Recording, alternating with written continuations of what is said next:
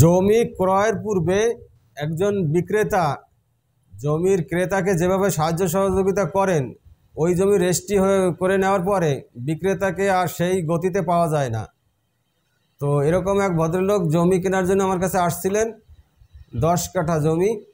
তো আমি তার কাগজপত্র দেখে বলছিলাম, তো আপনার কাগজপত্র সব ঠিক আছে, কিন্তু আপনি একটা কাজ করেন, আপনি তো দূরের লোক, ওই এলাকায় জমি কিনতে যাবেন, আপনি ওই বিক্রেতার সাথে পরামর্শ করে এবং আপনার জমির চতুষ্পাশে যে মালিকরা আছে ওদের সাথে পরামর্শ করে আপনি পাঁচিল আগে দিয়ে নেন, আপনার খরচেই বিক্রেতা পাঁচিল দিয়ে দেবে, তারপর আপনি জমি রেজিস্ট্রি করতে যান, তাতে আপনার ভালো হবে। কিন্তু ভদ্রলোক আমার কথা শোনেন না, বলছে এতগুলো টাকা ইনভেস্ট করব, কিন্তু তারপরে ওনার জমি রেজিস্ট্রি হয়েছে, রেজিস্ট্রি হওয়ার পরে উনি যখন পাঁচিল দিতে আইছে তখন ওনার বড় বড় সমস্যার সম্মুখীন হতে হয়েছে।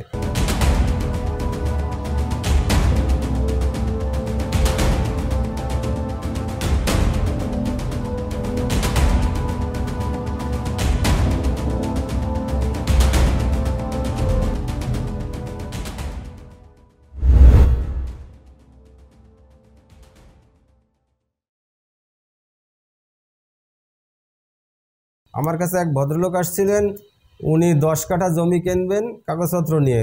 তো আমি তার কাগজপত্র যাচাই বাছাই করে দেখছিলাম যে কাগজপত্রিতে কোনো সমস্যা নাই, কিন্তু তারে বলছিলাম, ভাই আপনি তো ভিন্ন জেলার বাসিন্দা, আপনি এই জেলায় আপনার আত্মীয় স্বজন বন্ধুবান্ধব নাই, আপনি যতই কাগজ ভালো থাক আপনার জমির চারপাশে সীমানা প্রাচীর দিয়ে নেন, বিক্রেতার কাছে বলেন যে আমার রেজিস্ট্রির আগে সীমানা প্রাচীর তুমি করে দেবো আমার খরচে। এবং আমি বলছিলাম আপনি কিছু খরচ করবেন, এটা পিকনিকের মতো, ছোটো পিকনিকের মতো করবেন, সে জায়গায় আপনার জমির এক সাইডে তো রাস্তা আর বাকি 3 সাইডে যে প্রতিবেশীরা আছে তাদের দাওয়াত দেবেন। সার্ভেয়ার আপনার মাপার পরে পাঁচিল শুরু করবে, সেই সার্ভেয়ারের রিপোর্টে 3 পাশে যে জমির মালিক তাদের সিগনেচার থাকবে, বিক্রেতার সিগনেচার থাকবে, উপস্থিত গণ্যমান্য 2-1 যারা ওই এলাকার নাম ডাকালা তাদের একটু সিগনেচার থাকবে। আপনার 10 থেকে 15,000 টাকা খরচ হয় পিকনিকে, আপনি এই খরচটা করেন আর সীমানা প্রাচীর তৈরি করেন, তাইলে হবে কি আপনার ওই যেহেতু আপনি ভিন জেলার লোক, আপনার পরে কেউ আর ঝামেলা করবে না। কেন ওই যে ব্যক্তি জমি বিক্রি করতেছে ওনার এই কয়েক যুগ ওনারা জমি ভোগদখল করতেছে, ওনার পরে কোনো সমস্যা আসবে না, কিন্তু আপনার জন্য আসবে।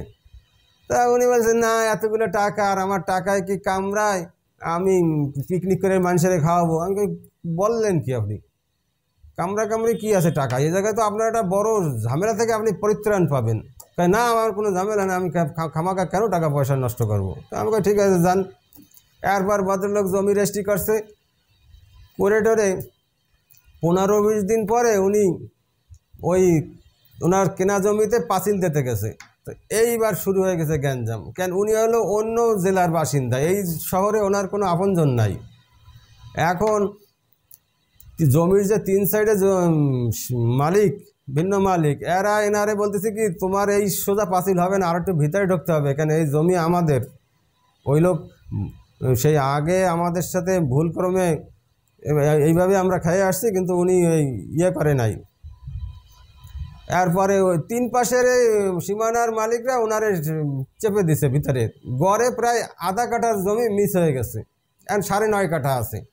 এখন উনি দৌড়াইয়া যে জমি বিক্রি করছে বিক্রেতার কাছে গেছে, বিক্রেতা আইসে বিক্রেতার কোনো চান্স পায় নাই, কারণ বিক্রেতা আগে যে পজিশনে ছিল সে তো নাই, এখন জমির মালিক না। অর্থাৎ ওই 3 পাশের প্রতিবেশীরা বিক্রেতারে আর পাত্তা দেয় নাই, বলছে যে আপনার সাথে তো আমাদের এইভাবে সীমানা ছিল, আমরা জমি পাবো, আপনিও বলছিলেন যে হ্যাঁ ফাইনাল প্রাচীর করবো তখন দেবেন। এইভাবে মিথ্যা টিয়া দিয়ে আধা কাঠা জমি 3 জনে ওনার খেয়ে ফেলাইছে, 9.5 কাঠা রয়েছে। এখন ওনার বাধ্য হয়ে ওই 9.5 কাঠার পরে প্রাচীর দিতে হয়েছে। এরপরে উনি আমার কাছে আসছে একদিন, যে ভাই আপনি তো ভালোই যা বললেন তাই হইল, তা আপনি আমার একটু ছোটো ভাই হিসাবে কেন শাসন করলেন না, আমার একটু বলতেন দুটো বড় কথা, যে হ্যাঁ ভাই এই করুন। আমি বলি এ কী কথা, আমরা এই কাজ করি যুগ যুগ ধরে, বিভিন্ন মানুষের বিপদ আপদ সেই চোখে দেখে আসছি, সেই অভিজ্ঞতার আলোকে আপনারে বললাম যে আপনি যেহেতু ভিনদেশীর মানুষ, এই শহরে আপনার আপন কেউ নাই, আপনি ভদ্র মানুষ, আপনি একের সাথে পারবেন না। আপনি একটু পিকনিক করলে 15-20 হাজার টাকা খরচ হতো, তাতে ক্ষতি হইতো কি? আজকে তো আপনার আধা কাঠা জমি মিস হয়ে গেছে। আধা কাঠার দাম কত, কয় লাখ বলেন? এই তো মেলা হিসেব টাকার জমি গেছে।